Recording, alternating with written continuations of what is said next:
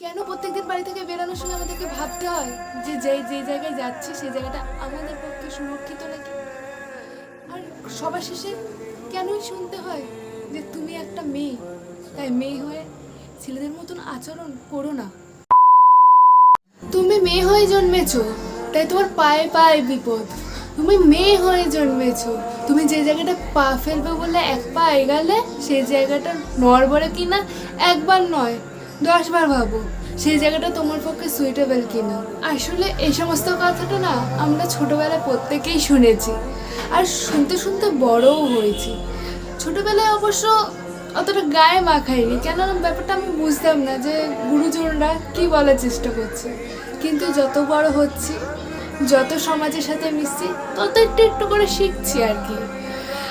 তুমি এই জামা পরেছো, এত ছোট জামা পরেছো, এমনভাবে চলছো, এইভাবে কথা বলছো, কারণ তুমি মেয়ে। মেয়েরা এইভাবে চলাফেরা করে না, মেয়েরা এত রাত্রের অব্দি বাইরে থাকে না, মেয়েরাই করে না, মেয়েরাও করে না। এটা সাধারণত সমস্ত মেয়েরাই শুনতে বাইরে সমস্ত ছেলেপুলেরা তাকিয়ে থাকে, কারণ দোষটা হয় মেয়েদের। কেননা মেয়েদের গায়ে কলঙ্কর দাগ লাগানোটা খুবই সোজা।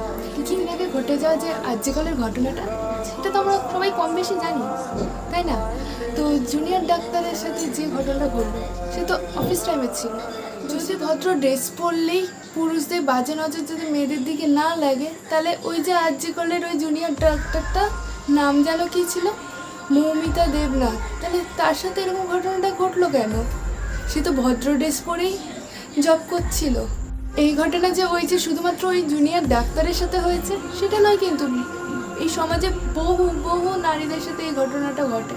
কোনো নারীকে টাকা দিয়ে মুখ বন্ধ করিয়ে রাখে, আবার কোনো নারী ভয়েতে আর বলতে পারে না সমাজকে। আজ স্বাধীনতা দিবস, তো আজকে এই স্বাধীনতা দিবসে আমি দিনে দাঁড়িয়ে আমি শুধু একটা কথাই বলতে চাই, সমাজ তো স্বাধীন হয়ে গেল, ইন্ডিয়া তো স্বাধীন হয়ে গেল, কিন্তু নারীরা কি স্বাধীন হতে পেরেছে এই 2024-এ দাঁড়িয়ে?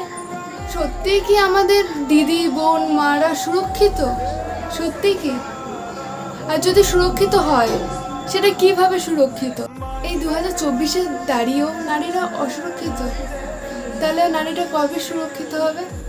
আমার কমেন্ট বক্সটা তোমাদের জন্য পুরোটাই ওপেন রয়েছে এবং আমি চাই যে তোমরা আমার এই কমেন্ট বক্সে কমেন্ট করো এবং তোমাদের মনোভাব জানাও।